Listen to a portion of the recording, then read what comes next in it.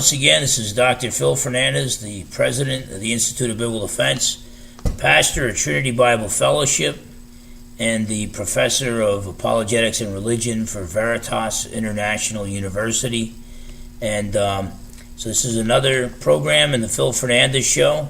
Hope you subscribe or visit us at our website, www.philfernandes.com. That's Fernandes with an S, not a Z. And today's program, I'd like to answer the question, why did God become a man? Why did God become a man? This is not any original thinking on my part. It started out with Athanasius, the early church father, who was writing in the late 4th and early 5th century A.D.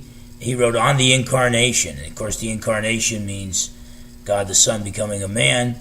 And, so he wrote, well, why did God become a man? And he emphasized against Arius and the Arian heresy that if the substitute sacrifice for our sins is not fully God, we're still in our sins.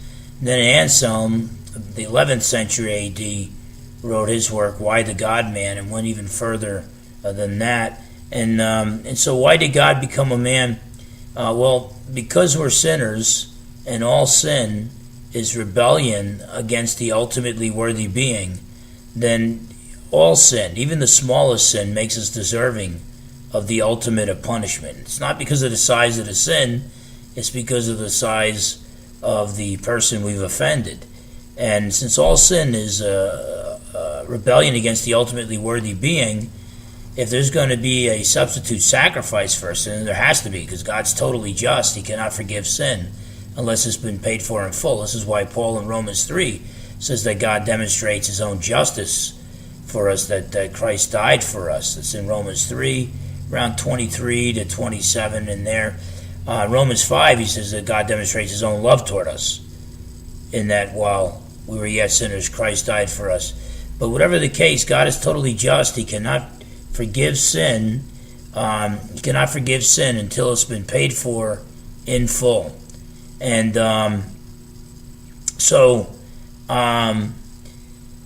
what you basically have here is we've rebelled against the ultimately worthy being. Therefore, we're deserving of the ultimate of punishment, what the Bible calls hell. And so if there's going to be a substitute sacrifice, the substitute sacrifice has to be God, because the substitute sacrifice has to be ultimately worthy, and only God is ultimately worthy. So the substitute sacrifice has to be God. But God as God cannot die. So in order for God to die, because the sacrifice has to die, you can't just cut a lamb and set it loose and say, hey, that's a good substitute sacrifice. A substitute sacrifice has to die. So God as God can't die, so he has to become a man both to represent man, but to also die as a substitute sacrifice for our sins, to die for us. And so why did God become a man?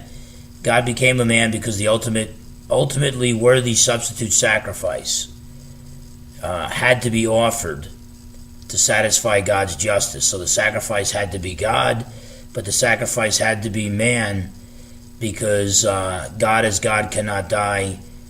God the Son had to become a man to die for us and to represent us, and that's why God became a man. There's no other way that we could be saved, and so God the Son became a man and died on the cross for our sins. God bless.